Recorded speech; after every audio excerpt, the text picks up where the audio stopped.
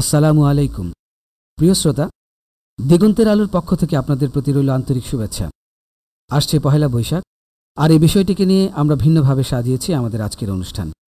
আমাদের আজকের অনুষ্ঠানে আমরা কয়েকজন বিশিষ্ট ব্যক্তিত্বের সাথে আলাপ করব। প্রথমে কথা বলছি জনাব মাসুদ আহমেদ সাহেবের সাথে। তিনি পেশায় একজন ইঞ্জিনিয়ার। আচ্ছা মাসুদ সাহেব, আমাদের দেশে পহেলা বৈশাখের যে আয়োজন তা আপনি কিরকম উপভোগ করেন? আমার খুব ভালো লাগে। ভোরবেলা উঠে রমনা চত্বরে গিয়ে গান শোনা আর ইলিশ পান্তা খাওয়া। আবার চারুকলা থেকে যে রেলি বের হয়, রঙিন কাপড় পরা মেয়ে ছেলে, দেখে মনে হয় দুনিয়াটা কতই না রঙিন। খুব মজা পাই। এবার কথা বলছি শঙ্কর রায়ের সাথে।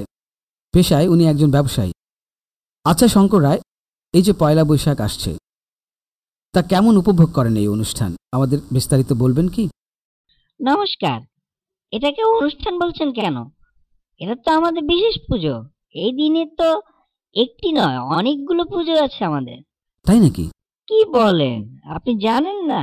হ্যাঁ, চৈত্র মাসের শেষ দিন আর বৈশাখের প্রথম দিন, অর্থাৎ বর্ষ বিদায় ও বর্ষবরণের দিন, এই দিনগুলিতে হিন্দুদের অনেক পুজো আছে। মূলত এই পুজোকে বলে চড়ক পুজো। আরো আছে নীল পুজো, গম্ভীরা পুজো, শিবের গাজন। যদিও এই সবই চড়ক পুজোর বিভিন্ন রকম ফের। আরো রয়েছে গণেশ পুজো, হালখাতা করে ধুমধাম করে গণেশ দেবকে ঘরে তুলে আনা। আর হয় চৈত্র সংক্রান্তির মেলা। এই মেলারই নামান্তর এখনকার এই পয়লা বৈশাখের মেলা। বৈশাখের প্রথম কয়েকদিন যে অনুষ্ঠানগুলো হয় সবই হিন্দুদের ধর্মীয় উৎসব। কিন্তু আসলে বিষয়টা এমন, মুসলমানরা এমন ভাবে এই অনুষ্ঠানে মেতে উঠেছে যে মনে হয় যে এটা বোধহয় তাদেরই অনুষ্ঠান। আসলে কিছু মনে করবেন না, এতে করে যেটা হয়, আমাদের পুজোগুলো আমাদের মতো করে আমরা করতেই পারি না। আরেকটা বিষয় বলার আছে, যেটা হচ্ছে মুসলমানদের কোনো অনুষ্ঠানে কিন্তু আমরা এরকম করে ভিড় জমাই না। ও শেষ মন্তব্যে মনে হলো মুসলমানদের একটু খোঁচা মারলেন। যাই হোক, এবার এসেছি প্রফেসর মোহাম্মদ আব্দুল মোহাইমেন সাহেবের কাছে। আমি স্যারকে প্রশ্ন করব যে এদেশে অত্যন্ত ধুমধাম করে পয়লা বৈশাখ পালিত হচ্ছে, বাঙালিরা সেদিন খুব আনন্দ করছে এই দিনে, এই বিষয়টিকে আপনি কিভাবে দেখছেন? অনেক ধন্যবাদ আপনার প্রশ্নের জন্য, কিন্তু আপনার প্রশ্ন শুনেই আমার মুডটা খারাপ হয়ে গেল। কারণ এটা যে বাঙালিদের অনুষ্ঠান সেটা আপনাকে কে বলল? আপনাদের প্রকৃত ইতিহাসটা জানা দরকার। আপনি হয়তো বলবেন যে বাংলার অনেক বড় বড় পণ্ডিত রয়েছে, সংস্কৃতিমনা ব্যক্তিত্ব রয়েছে, যারা এই পয়লা বৈশাখকে বাঙালিদের একটা বিশেষ অনুষ্ঠানের দিন বা বাঙালিদের সংস্কৃতির একটা অনুষঙ্গ বলে। কিন্তু এই লোকগুলো প্রকৃতপক্ষে মাথা মোটা আঁতেল। এটা কোনো বাঙালি কালচার নয়। মূর্খগুলো জানেও না যে এই বাংলা সন যেটাকে বলছে, মূলত এটা হচ্ছে ফসলি সন, যা সম্রাট আকবর প্রচলন করেছিল।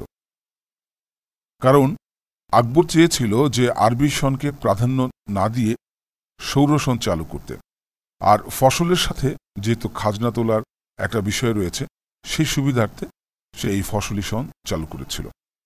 আর আপনারা জানেন যে সম্রাট আকবর ছিল একজন মঙ্গোলিয়ান, সে তো বাঙালি ছিল না। তাহলে তার প্রবর্তিত কালচার, অর্থাৎ সম্রাট আকবরের কালচার কি করে বাঙালি কালচার হয়? এটা তো একটা চরম মূর্খতা। আরেকটা বিষয় যেটা অত্যন্ত ভয়াবহ একটা দিক, যেটা ধর্মীয় দিক থেকে যদি চিন্তা করা যায়, এই দেশটা অর্থাৎ বাংলাদেশটা হচ্ছে 97% মুসলমানের দেশ। এখানে এই ধরনের কালচার কেন থাকবে? আমরা মুসলমান হয়ে এই দিনে খুশি প্রকাশ করে আমরা কতটা হীন আচরণ করছি একবারও কি ভেবে দেখেছি?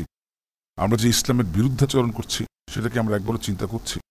মুসলমান হয়ে আজকে আমরা যোগ দিচ্ছি বিধর্মীদের পূজায়, যা কোরআন শরীফ এবং হাদিস শরীফের সম্পূর্ণ বিরোধী। অথচ মহান আল্লাহ পাক কোরআন শরীফে ইরশাদ করেছেন, বিভিন্ন জায়গাতেই ইরশাদ করেছেন। আমি একটি বিষয় বলছি যে মহান রব্বুল আলামিন বলেছেন যে তোমরা আল্লাহ পাককে ভয় করো, কাফির ও মুনাফিকদের অনুসরণ করো না। অথচ পয়লা বৈশাখের ক্ষেত্রে কি হচ্ছে? এখানে সরাসরি পূজায় অংশগ্রহণ হচ্ছে। দেখুন কি ঘটছে, মহিলারা পুরুষদের মুখে পান্তা তুলে দিচ্ছে, গায়ে উল্কি এঁকে দিচ্ছে। এগুলো তো কখনো শরীয়ত সম্মত বিষয় নয়। এই যে পান্তা খাওয়া এবং উল্কি আঁকার বিষয়টা, এটা একটু আপনাদের ব্যাখ্যা করা দরকার। দেখুন, যে হিন্দুরা কি করে, তারা চৈত্র মাসের শেষ দিন পান্তা করে আর সেটা পয়লা বৈশাখের দিন খায়, অর্থাৎ গত বছরের রান্নাটা পরের বছর খাচ্ছে, অর্থাৎ এটা একটা সরাসরি হিন্দু আনা সংস্কৃতি। আবার দেখুন উল্কি আঁকার যে বিষয়টা, এটা হচ্ছে বৌদ্ধ ধর্মের সংস্কৃতি। তো মুসলমানরা কি করে এই হিন্দু এবং এই বৌদ্ধদের সংস্কৃতি নিজেদের সংস্কৃতি বলে চালিয়ে দেওয়ার চেষ্টা করছে। আবার র্যালির নাম করে মুখোশ পরে মানুষ হাঁটছে, এগুলো কোনোদিনই মুসলমানদের সংস্কৃতির অনুষঙ্গ নয়, এগুলো হচ্ছে বিজাতীয় সংস্কৃতি। মনে রাখতে হবে যে ইসলামে কোনো প্রকার নওরোজ বা পয়লা দিবস পালন করা, এমনকি আরবি সনের পয়লা দিবস পালন করাও নিষেধ রয়েছে, একেবারে হারাম। সেখানে এসব কি হচ্ছে, এটা আমাদের একটু ভেবে দেখতে হবে। সম্মানিত শ্রোতামণ্ডলী, আলোচনা শেষে আমরা কি বুঝতে পারলাম? আসলে বিষয়টা একজন মুসলমান হিসেবে আমাদের অত্যন্ত গুরুত্ব সহকারে চিন্তা করা দরকার। আমাদের ঈমান নিয়ে মুসলমান হয়ে বেঁচে থাকতে হবে। প্রিয় শ্রোতা, আজ এখানে শেষ করছি এবং দিগন্তের আলো অনুষ্ঠানের পক্ষ থেকে পরবর্তী অনুষ্ঠান শোনার আমন্ত্রণ জানিয়ে আজকের মতো বিদায় নিচ্ছি। সবাই ভালো থাকুন। আসসালামু আলাইকুম রহমতুল্লাহ।